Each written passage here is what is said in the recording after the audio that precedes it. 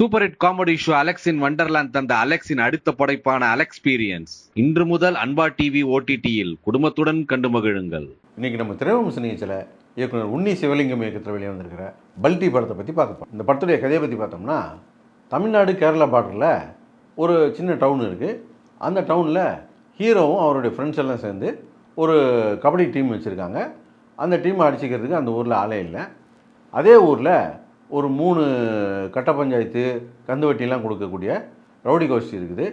அதில் 2 கோஷ்டி கபடி டீம் வச்சுருக்குது. இதில் செல்வராகவனுடைய கோஷ்டியை இவங்க டீமை, ஹீரோ டீமை ஒரு நல்ல ஆஃபர் கொடுக்குறாங்க, நீங்கள் வந்து எங்கள் டீமில் சேர்ந்துருங்க அப்படின்ட்டு. இப்போது அந்த காசுப்பட்டு இவங்க போயிட்டு செல்வராகவன் டீமில் சேர்ந்துடுறாங்க. சேர்ந்து கொஞ்ச நாள் கழித்து தான் தெரியுது இவங்க பிளேயராக போய் அங்கே சேரல, அடியாளாக போய் சேர்ந்துருக்காங்க அப்படின்னு சொல்லிட்டு. ஒரு கட்டத்தில் செல்வராகவனே எதிர்த்துக்கிட்டு வெளியே வர வேண்டிய ஒரு சூழ்நிலை வருது.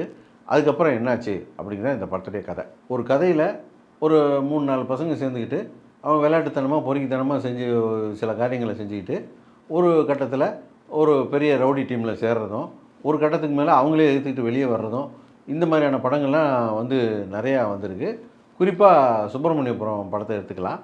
அந்த படத்துலலாம் பார்த்திங்கன்னா அவங்க போய் சேர்றதுக்கும் ஒரு காரணம் இருக்கும், பிரியறதுக்கும் ஒரு காரணம் இருக்கும்.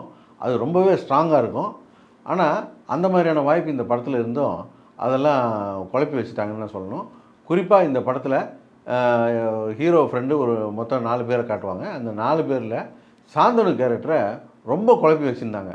ஒவ்வொரு சீன்லேயும் அவர் என்ன முடிவு எடுக்கிறாரு அப்படிங்கிறது ஒரே குழப்பமாகவே இருந்தது. அவர் எந்த பக்கம் இருக்கிறாரு அப்படிங்கிறது ஒரு குழப்பமாக இருந்தது. அவர் என்ன முடிவு எடுத்திருக்காரு, அவர் எடுத்த முடிவில் அவருக்கே உறுதி இல்லாமல் இருக்கிறது படம் பார்க்குற நம்மளை பெருசாக குழப்பி விட்டுருச்சு. படத்தில் செல்வராகவன் கேங்கு, இன்னொன்று அல்போன் புஸ்தரன் கேங்கு, இவங்களுக்குள்ள பிரச்சனை இருக்கிறது தெளிவாக சொல்லியிருப்பாங்க. ஆனால் சம்மந்தமே இல்லாமல் இன்னொரு கேங்காக அந்த பூர்ணிமா கேங் காமிச்சிருப்பாங்க.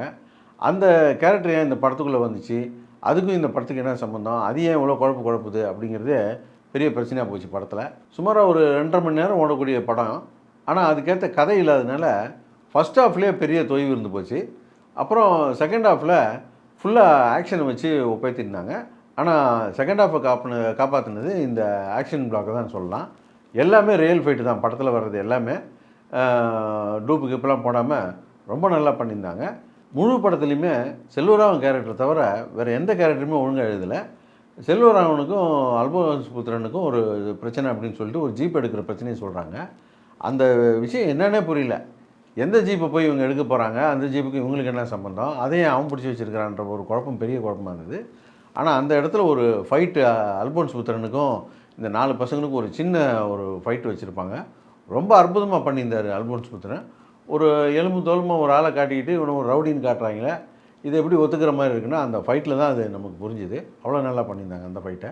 அதே போல் இந்த படம் கேரளா தமிழ்நாடு பார்டரில் நடக்கிற கதை அப்படின்னு சொல்லி எதுக்காக வச்சாங்கன்னு தெரியல. இது ஸ்ட்ரைட்டாக ஒரு மலையாள படம்னே கூட எடுத்துருக்கலாம், அல்லது தமிழ் படம் மாதிரியே கூட எடுத்துருக்கலாம். பார்டரில் வச்சுக்கிட்டு இதை டூயல் லாங்குவேஜ், அதாவது பைலாங்குவேஜ் படம் அப்படின்னு நினச்சி எடுத்தாங்களான்னு தெரியல. அதுக்கு இவங்க என்ன ஒர்க் பண்ணியிருக்காங்க அப்படின்னு பார்த்தீங்கன்னா, இந்த ஸ்ட்ரீட்லலாம் வந்து போர்டு இருக்கு இல்லையா, கடை போர்டெலாம், அதில் மலையாளத்துலேயும் தமிழ்லையும் எழுதியிருக்கோம்.